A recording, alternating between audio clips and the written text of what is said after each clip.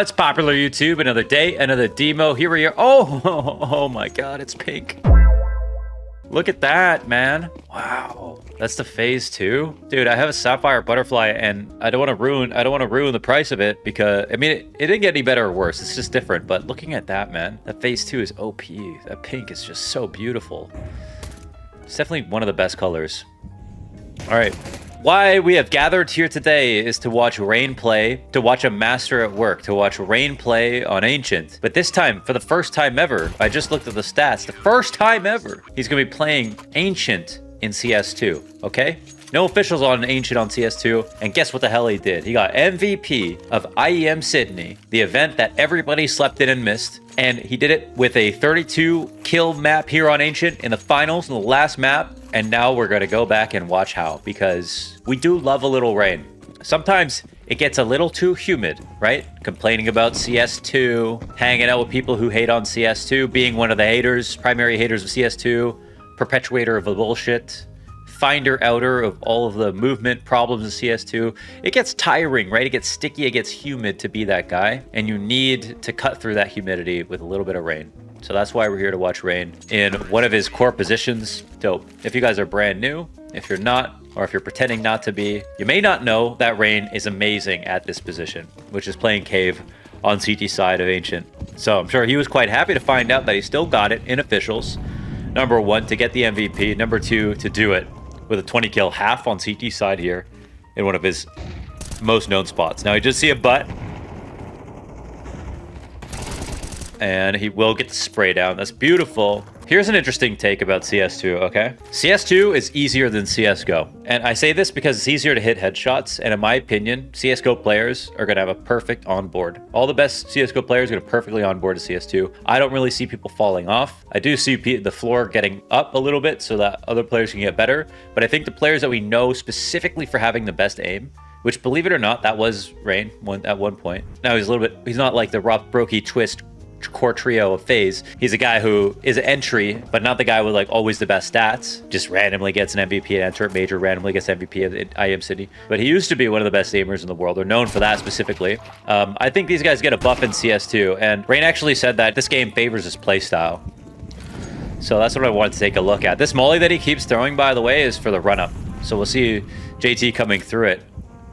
I'm gonna go check actually if that missed. Let's see what JT's perspective looks like on that molly coming. Yeah, he did miss it. So JT looks to throw his own molly, and then he says, okay, I can approach to mid. Oh my god, you see what we just witnessed right there? That was a nade all the way from Donut, dude. We gotta go back and watch that. All right, so we're gonna watch this nade. Oh wait, no, it's Twist.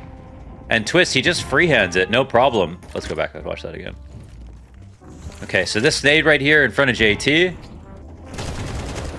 And he's going to be able to see Rain through that smoke. That is beautiful. I want to know what that looks like actually from Rain's perspective now that we've seen it. And again, we had a miss molly to start out the round. This is big for JT to get through. And now this calm will come in for Rain. Oh, that's actually a misplay. It looks like he tries to nade his own smoke, and maybe from Rain's perspective, it looks like someone on the T side threw that smoke. So we don't know what it would have looked like if his aim was like ready for that play. It's going to be the growing pains of CS2 that we get moments like that, but that's pretty cool to already see that open up. That was my number 1 question for Rain in this position on Cave, is how much those nades are going to affect his spot, because there's a number of lineups. Hold on, let's see if Twist can pull this off. Yeah, actually, Twist had a really rough final. Some people say it's the rumors that he's going to Liquid. I don't really care if that's true. All I really care is that he's going to Liquid. He's going to go stack A this round, so we got to check a second to chill. On Cave, when he goes for spams and things like that, they're risky now, you know? So it's curious how Rain could have such a good half. Playing Cave, new position, 20 kill half, when there's a lot of tricks that work against him now inside of the cave, since you can't use your smoke to like make sure that people can't come through. You're always in danger of it getting naded, so you can't even stand towards the back of cave without your gun out. You can't shoot. You can't spam, for example, without thinking about the fact that they might decide to nade that smoke at any time. Okay, they're gonna run up donut here. This is one of the best spots to be. They're gonna run up donut. Oh, so it's actually pretty key in this spot. As we see Elige is coming to clear this out. Let's go ahead. I just want to pull up my notes here. It's time to watch a master at work, and I'm not talking about rain, okay? Oh my god, that's so beautiful. And whenever people look at this and they go, that's not beautiful, but it's like Volkanovski said, you always got to put yourself on. I really believe in that. You go through life, 100,000 people are going to try to shit on you every day for just being yourself. Don't be the 100,001th person. Okay, so I don't even have to explain what this is. You guys know clearly what this is. This is Elige, and this is Rain. Okay, so a lot of tier 1 play. What you're going to see, we've talked about this. These paint segments are great for specifically talking about entry pathing and countering entry pathing and stuff. So in yesterday's demo review with Rops, we learned about off angles and positions that you can take advantage of people's entry pathing. This is another way that Rain does it, okay? So in the cover over here, Rain could have played back behind this wall in here, and it could have been pushed. Now he did start A, which is weird for him because he starts B normally. This is information that's relevant, but it's a pistol round, so you expect pistols to be in a lot of places. So Rain decides to take a very active angle, right? This would be the angle that is the most active possible. It cuts off right as people are exiting Donut. You know, Elige and the troop are exiting Donut. If you play out in the open here, you spot it. Rain decides to take an off angle right here, okay? Now this off angle gives you the risk that you take is that if someone goes back box, they see you, okay? So when someone's coming out of Donut and they're going forward with entry pathing, they are thinking about the fact that you're not going to be technically out in the open like this, right? You might be a little bit more tucked. You might be on this wall. You might be a little bit farther back. So Rain picks a perfect angle where he can't be exposed to Donut. His opponent gets close enough to this wall that he can hear footsteps and set himself up for like an extremely easy headshot. All right, I'm very curious how the rest of this round plays out. But here's a great example of how you're playing a spot that on its face actually looks a little bit scary. You are facing the site still. You could just tuck and hide. But in my opinion, if Rain decides to tuck and hide on this round, Elige is going to run past this way. He's going to clear out big box, and he might even walk into A main and clear things out where Rain is. Suddenly taking away all these advantages that I just talked about with Rain. That he gets footsteps, that he's very close to his opponent, and that he's apparently out in the open, so he won't be hard cleared. So this is how you play an active off angle, and that's why it worked out so well for Rain. Let's go back a second, and then so we can see this angle work again, and then see how Rain plays the rest of the round now that he's spotted. Certainly he's not going to stay in the same spot. And you see that Rain is also covering behind default as well, if he needs to. And with the gun picked up, he's waiting for his teammates to fight so he can swing. Oh, beautiful. This is another moment where it's active. When there's a fight happening, that's Rain's best chance to join in, right? If you try to maintain a crossfire with your teammates, you both have a better chance of staying alive. If Rain lets his teammate take a 1v1 and then he takes a 1v1 after, that gives them the opportunity to look back and shoot at him. As we can see from Rain's POV right here, well, of course, they're invisible because CS2 demo, because the full release, it's a full release, but there's no full release yet because there's lots of stuff that's missing, Valve. It's not really a full release. You didn't even do like a limited access page that showed all the new features and things like that. Like nothing really changed. All you did was drop like a tiny release and then called it a full release, but it's all good. Like I'm not mad about it or anything, but as you could see from before when they weren't invisible, that those players are both turned around. They have no choice but to fight the first guy that fights them. They can decide not to get tunnel vision and look at Rain, but Rain might not peek till after. So same psychology as sometimes you don't want to wait until someone taps a bomb, then wait 4 seconds, then swing. Sometimes, if you really have a good read for where they are, how it feels, you might want to peek as soon as they tap the bomb because they're going to literally be looking at the ground. That can be the best advantage that you want. Okay, so they naded open, and it looks like they're trying to chase Rain down, but he has very good cover in this spot. And you can see that he's being very aware of the fact that Complexity are prepared for Ancient. Guys, do you know about...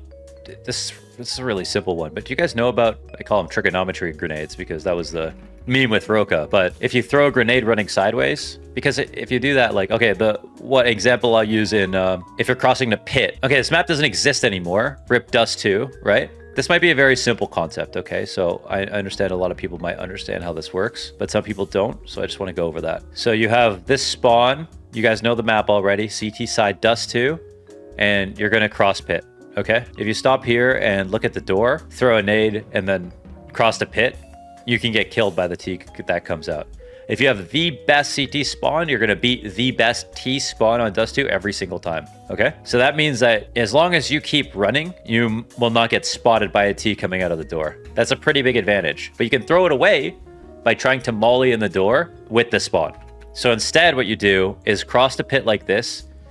And instead of looking directly in the door when you're crossing the pit, you look a little bit wide, okay? You look a little bit to the right while you throw your molly. So you aim a little bit wide so that your molly lands in the same spot, as we just saw. We call this a trigonometry grenade. It's a reference to Roka.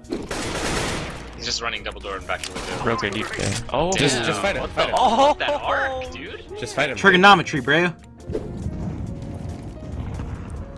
And you can see his spawn is very important to him here, right? Because if the T's are running up past cave, there's a number of instances where your CT spawn and the T spawn can get met at the same time. So this actually looks like a funny thing to do, but it can be the difference between life and death. It's actually very important to, it's not important to learn the angles, right? Rain is not looking at this wall and looking at the shadow and thinking this is how the lineup is. He's thinking in urgent mode, I need to make sure that this molly lands without me losing any ground. Because if he stops to throw it against this wall, there could be someone that swings out to kill him. And you see how it seamlessly gets him into the corner. It's actually very important. Something small in Counter-Strike, that's pretty important to get used to. So practice your trigonometry grenades, okay? Oh, hold up. You can just jump on this? Wow, I haven't... Oh! I have played some CS2, but not this much. Okay, so, wow, okay, that's a pretty huge option. So the thing I was wondering about is this angle right here. He's exposed to the smoke, right? And not only can you nade smokes in CS2, you can shoot and look through them. So this makes spot like this quite dangerous. But I suppose it also means that Rain gets an advantage if he wants to shoot through a smoke, even if he sees just like a sleeve, right? Even if he sees a freaking toenail, he can use that to his advantage. To try to win duels. So we'll see who it favors and who's more comfortable. If you're a CT waiting behind your smoke, or if you're a T who's trying to attack in a cave. But already we learned something new right there, at least for me, the jumping on the floodlights inside of cave. And guys, the only macro, maybe I should explain this too. There's micro and there's macro in CS, right? Micro, I guess, like in Brood War, when I played StarCraft, the term micro would be moving your individual units. You know, Boxer, shout out to Boxer, new release on the 1st of every month. I named my company after Slayer's Boxer. He was famous for his micro, right? His dropship micro. Tanks in the dropship, bring out the tanks, pick up the tanks, they shoot, they miss all the reavers. This sort of thing is something, the balance between that and macro was imperative in Brood War. And in Counter-Strike, more and more people are talking about that too. Your micro, your individual choices, tactics, and also your peaks and all the small things that you do. And the macro is stuff that your IGL thinks about. It's stuff like rotations. It's stuff like strategy instead of tactics, which strategy is essentially some combination of rotations and tactics, I would say, mixed together becomes strategy, simply put, but your grand idea for the round. So I think that the micro in CS2 is where we're going to see the most change, especially early on. And the macro is what's not going to change very much, especially early on. I think people are going to play these maps. That's funny. That's their own nade. That got carved up by the nade. Their own smoke.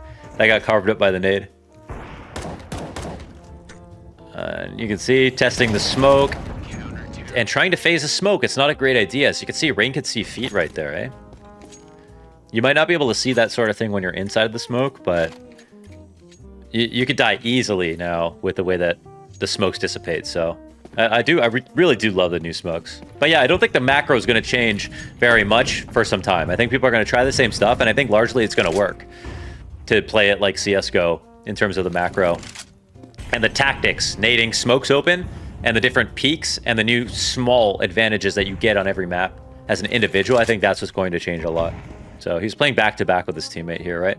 So this is a very important part about mid-control on Ancient, is that, honestly, guys, if you want to win a lot of pugs, get your deep molly in. Huck fire. Get your shallow molly in on elbow. Swing this wall down, okay? They're going to flash it. Sometimes they're going to come through. And you have to jump up over here. Fight elbow on CT side with your deep mollies. Take control of mid. It's one of the freest way to win rounds on pugs. If your team is not comfortable taking mid control, it will be taken from you and it will lose you rounds. It's a map right now where, like, some maps like Mirage You can take mid control. They're not going to be there. You have an advantage by having mid control, but it won't necessarily win you the round. On Ancient, it's going to like win you the half if you just win mid control over and over again. So especially good players are going to try to take it from you. So really important to try to get your double mollies off, swing the wall, okay, and take deep control all the time. And your cave player will thank you as well, okay, because now your cave player can walk out and they can fight down B stairs. And what's also huge is when they're fighting down B stairs, your teammates who are playing B can push down the B ramp, right?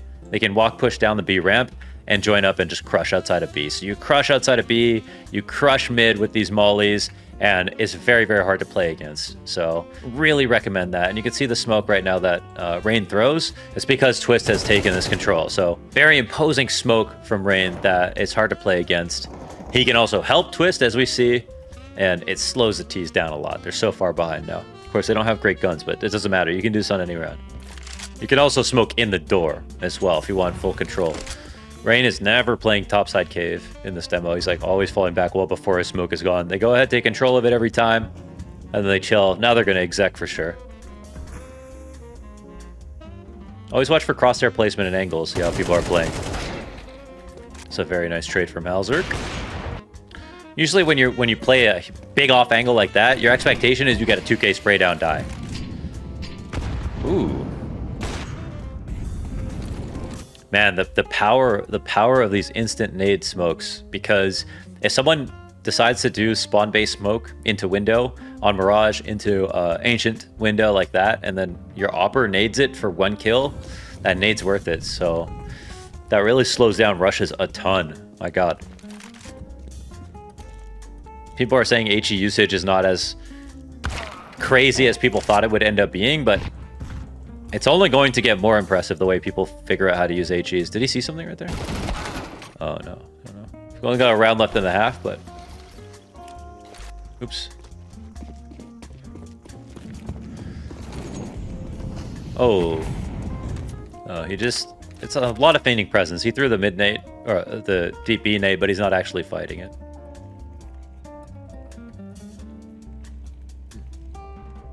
Be careful with jumping in CS2. It's louder than it was before.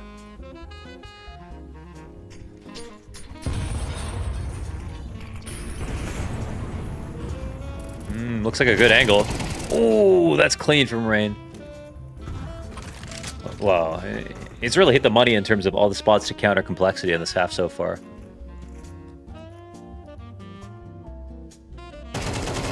Oh, that shadow advantage is ludicrous. Oh my God, is he gonna ace?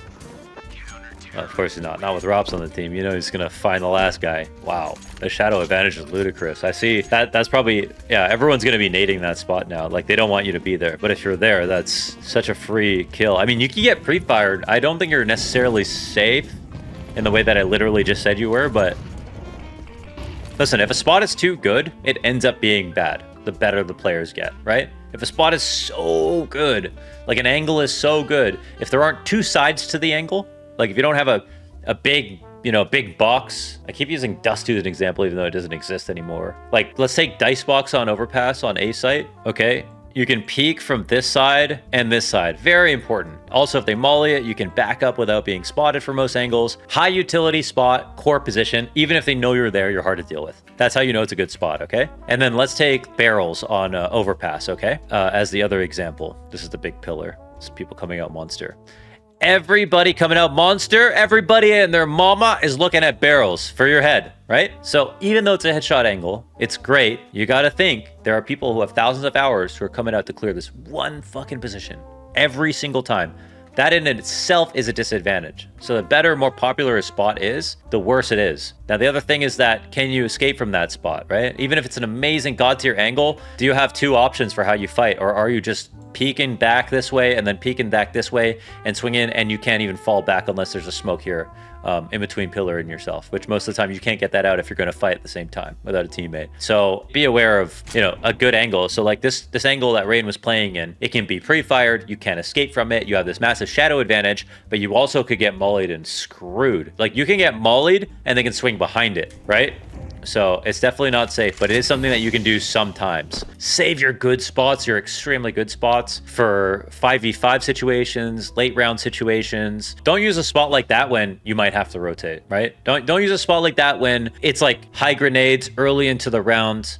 I use 5v5 as an example. I say throw that in like once or twice and a half, you know? Not all the time. Don't overplay your good spots. That's the worst thing that you can do, of course. I wonder if that jump is like a skill jump or because Rain didn't just look like he looked over it but didn't get on top of it. They can't hear these noises, by the way. That's just the demo. This push is very strong from Rain. You can see right here that this push is very hard to deal with. And you can see from their perspective, they're waiting for this push, but Rain can be on a different number of elevations, peek from a little bit farther back if he wants to. There can be a double swing that gets very close before it swings. So this CT push on Ancient is incredibly powerful. And look at that, the jump spot gets him the last bit of information necessary. Now, the round's not over. Let's see what happens in the last round. Why not?